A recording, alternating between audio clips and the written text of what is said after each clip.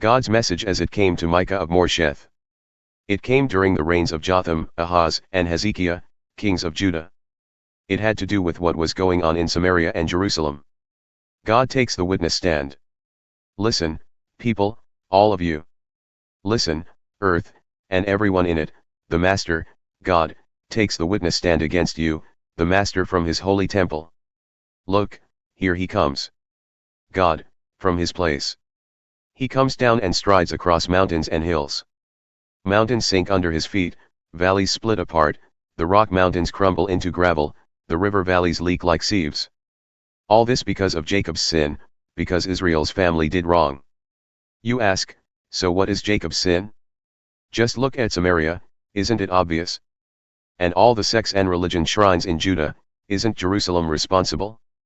I'm turning Samaria into a heap of rubble, a vacant lot littered with garbage.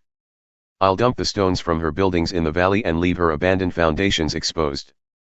All her carved and cast gods and goddesses will be sold for stovewood and scrap metal, all her sacred fertility groves burned to the ground, all the sticks and stones she worshipped as gods, destroyed. These were her earnings from her life as a whore. This is what happens to the fees of a whore. This is why I lament and mourn. This is why I go around in rags and barefoot. This is why I howl like a pack of coyotes, and moan like a mournful owl in the night. God has inflicted punishing wounds, Judah has been wounded with no healing in sight. Judgment has marched through the city gates. Jerusalem must face the charges. Don't gossip about this in Telltown. Don't waste your tears. In Dustville, roll in the dust. In Alarmtown, the alarm is sounded. The citizens of Exitburgh will never get out alive. Lament, last stand city, there's nothing in you left standing. The villagers of Bittertown wait in vain for sweet peace. Harsh judgment has come from God and entered Peace City. All you who live in Chariotville, get in your chariots for flight. You led the daughter of Zion into trusting not God but chariots. Similar sins in Israel also got their start in you. Go ahead and give your goodbye gifts to Good-byeville. Miragetown beckoned but disappointed Israel's kings. Inheritance City has lost its inheritance. Glorytown has seen its last of glory. Shave your heads in mourning over the loss of your precious towns. Go bald as a goose egg, they've gone into exile and aren't coming back. God has had enough. Doom to those who plot evil, who go to bed dreaming up crimes. As soon as it's morning, they're off, full of energy, doing what they planned. They covet fields and grab them, find homes and take them. They bully the neighbor and his family, see people only for what they can get out of them. God has had enough. He says, I have some plans of my own, disaster because of this interbreeding evil. Your necks are on the line. You're not walking away from this. It's doomsday for you. Mocking ballads will be sung of you, and you yourselves will sing the blues, our lives are ruined, our homes and lands auctioned off. They take everything, leave us nothing. All is sold to the highest bidder. And there'll be no one to stand up for you, no one to speak for you before God and his jury. Don't preach, say the preachers don't preach such stuff. Nothing bad will happen to us. Talk like this to the family of Jacob? Does God lose his temper? Is this the way he acts? Isn't he on the side of good people? Doesn't he help those who help themselves? What do you mean, good people? You're the enemy of my people. You rob unsuspecting people out for an evening stroll.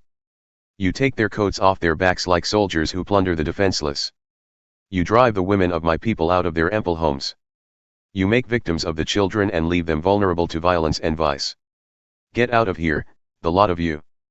You can't take it easy here. You've polluted this place, and now you're polluted, ruined.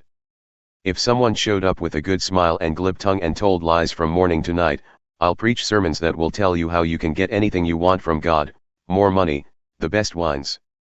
You name it, you'd hire him on the spot as your preacher. I'm calling a meeting, Jacob. I want everyone back, all the survivors of Israel. I'll get them together in one place, like sheep in a fold, like cattle in a corral, a milling throng of homebound people. Then I, God, will burst all confinements and lead them out into the open. They'll follow their king. I will be out in front leading them. Haters of good, lovers of evil. Then I said, listen, leaders of Jacob, leaders of Israel, don't you know anything of justice? Haters of good, lovers of evil, Isn't justice in your job description? But you skin my people alive. You rip the meat off their bones. You break up the bones, chop the meat, and throw it in a pot for cannibal stew. The time's coming, though, when these same leaders will cry out for help to God, but he won't listen. He'll turn his face the other way because of their history of evil. Here is God's message to the prophets, the preachers who lie to my people, for as long as they're well paid and well fed, the prophets preach, isn't life wonderful? Peace to all. But if you don't pay up and jump on their bandwagon, their God bless you turns into God damn you, therefore, you're going blind. You'll see nothing. You'll live in deep shadows and know nothing. The sun has set on the prophets. They've had their day, from now on it's night. Visionaries will be confused, experts will be all mixed up. They'll hide behind their reputations and make lame excuses to cover up their God ignorance. But me, I'm filled with God's power, filled with God's spirit of justice and strength, ready to confront Jacob's crime and Israel's sin.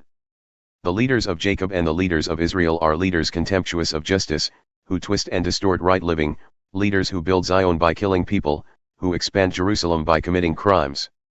Judges sell verdicts to the highest bidder, priests mass market their teaching, prophets preach for high fees, all the while posturing and pretending dependence on God. We've got God on our side.